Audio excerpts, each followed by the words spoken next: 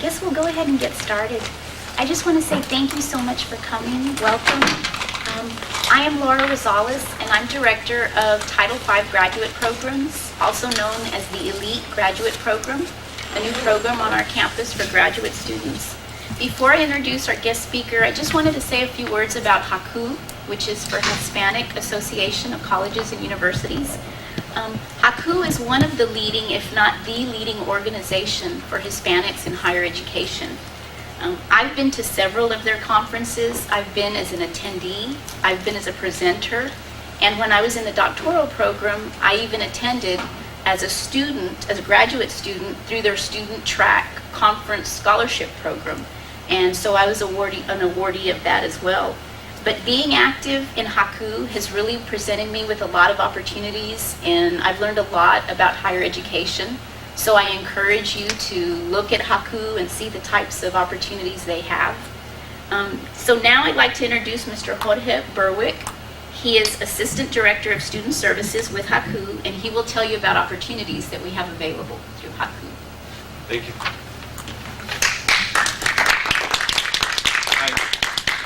Good afternoon, my name is Jorge, and I'd like to thank everyone for coming out and taking some time to come learn about these opportunities.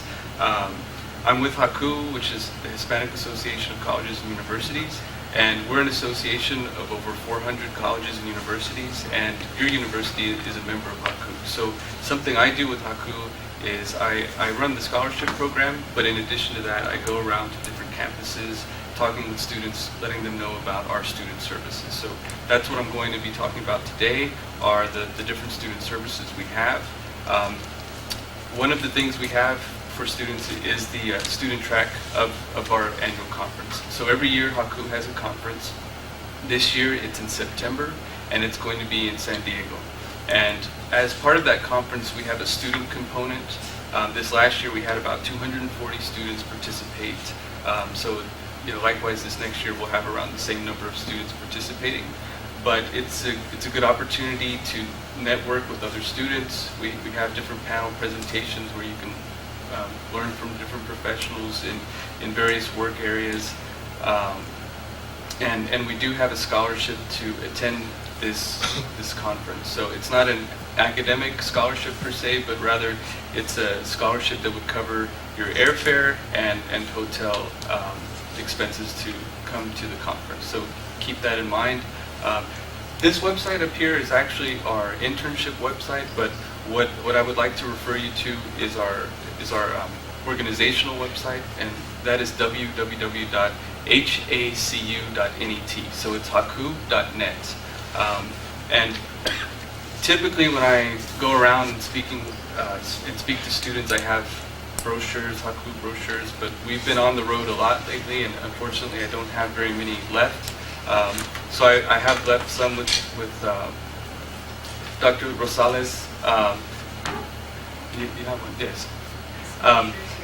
But I just have a couple, but what I am going to do is I'm going to give everyone my business card, so before you leave, make sure to get a copy of my card, and on this is our website and also my email address, so if you have questions, you can send me an email.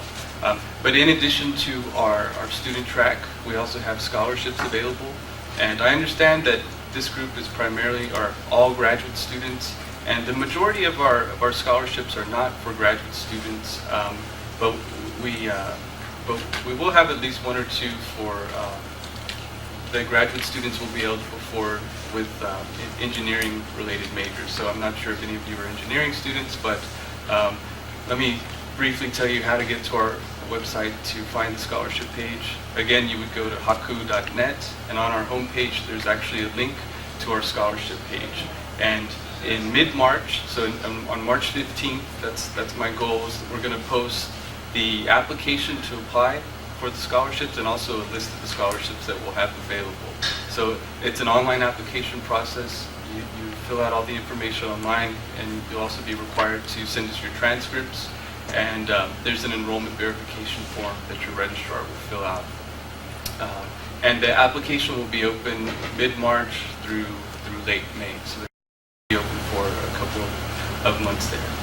Before I start talking about our internship program, do you guys have any questions about what I've already talked about? None so far? Okay. Well, this is a group of graduate students, so I'm sure you guys are familiar with what an internship might be, but what I would like to briefly talk about are what are some of the benefits of participating in an internship. So is there anyone in here that's actually done an internship? And would you speak briefly about that experience and what you gained from it? My undergraduate degree was in broadcast journalism, and I interned with television stations in my local community, and it gave me it allowed me to see the career field that I had chosen in action rather than, just on television. I was able to experience the day-to-day operations and really make a sound decision ultimately on if I wanted to pursue that career track or not. And so I think it gave me some great learning experience. It also gave me a hand up, so to speak, because when I went to apply for positions, I already had experience through the internship rather than just a degree in hand. Has anyone else done an internship? So you mentioned some key benefits of an internship is that it gives you hands-on experience. It'll make you more marketable in that you have experience. So other students that might be graduating that have not participated in an internship, you may do really well in school, but if you have that experience, that'll give you an advantage over other students. So those are some key benefits of an internship. And also, what I would add is it's a good way of career exploration. It's a good means of career exploration. So you have an internship, you're able to apply what you've learned in the classroom and really see if that's what you want to pursue as a career. And moreover, I think oftentimes when students intern, it allows you to focus more on certain aspects of that discipline to really learn about what you would specifically within that industry you would like to pursue. So it's a good way to explore your career that you've been studying in the classroom. So now what I'd like to do is talk about the HACU National Internship Program, and that's what this website is up here. The name of our internship program, it's HNIP, or the HACU National Internship Program, and our website is hnip.net. So this is a website you can go to directly to get further information and actually apply for the internship program. What we do is we have a national internship program where we place students of all academic backgrounds, so it's open to all majors. We place students based on your major. So, for example, if you're a biology student, your internship is going to be much different than, say, an accounting student. So we place you based on your major, based on your area of study. It's open for undergraduate as well as graduate students. It's a paid internship, and pay is contingent on your academic level. And since you guys are grad students, as a grad student, you would make $550 a week in our internship program. We have a spring, summer, and fall internship program. Obviously, the next one coming up is the summer internship, and it's 10 weeks. It's going to be June 4th through August 14th, and that's 10 weeks. But also in the fall and in the spring, we have a 15-week internship that you can apply for. We with our internship program, we don't base students locally. We send students all over the country to participate in the internship program. So one thing I would have to say is that if you're going to do a HACU internship, you would need to be willing to spend the duration of the internship in another city.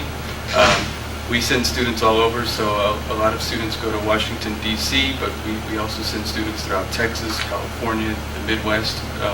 I even spoke with a student that went to Alaska one time. Yes? Is that $550 including room and board?